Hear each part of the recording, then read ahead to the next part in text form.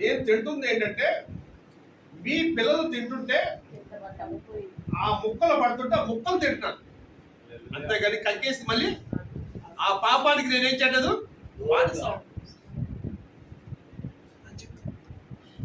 ఆ మాట ఈయనకేమైంది, నచ్చేసింది.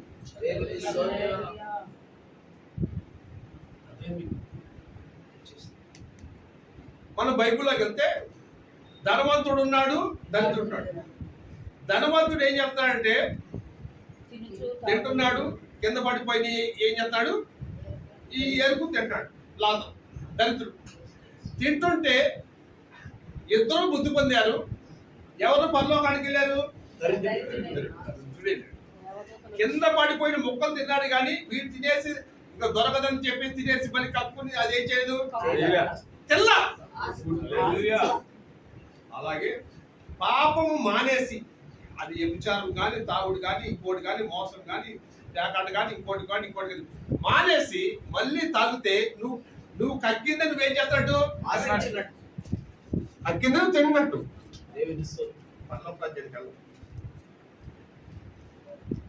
అందుకుని ఆయన ఏం చెప్తాడంటే, మీరు ఈ లోకంలో ఉన్నప్పుడే బుద్ధి చెప్పి వారి మాట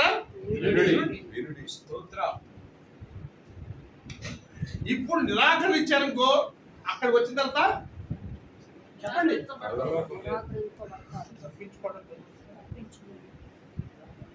తప్పించుకోవడం ఎవరి వల్ల కాదు. అందుకని ఏమంటున్నా అంటే, దైవ కృప కలిగి మన ఏ రాజ్యంలోకి వెళ్ళాలి? నిశ్చలమైన రాజ్యం. నిశ్చలమైన రాజ్యం.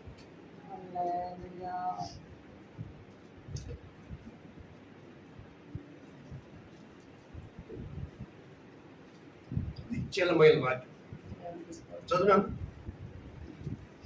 ఇంకొకసారి అన్నమాట, చలింపబడవని నిలకడగా ఉండు నిమిత్తము అవి సృష్టింపబడినట్లు చలింప చేయబడినవి బొత్తిగా తీసివేయబడినని అర్థం ఇస్తున్నాయి. అందువలన మనము నిశ్చలమైన రాజ్యం పొంది దైవ కృప కలిగి ఉందము. ఆ కృప కలిగి వినయ భయభక్తులతో దేవునికి ప్రీతికరమైన సేవ చేయడము. ఏలయనగా మన దేవుడు చేయకపోతే ఆయన దహించు అగ్ని. నేనేం చేశాను? ఎవరైనా ఆపగలరా? మీరు వెళ్ళింది మీ పిల్ల ఎవరు పొరపాటు చేత ఆపగలరా? అక్కడ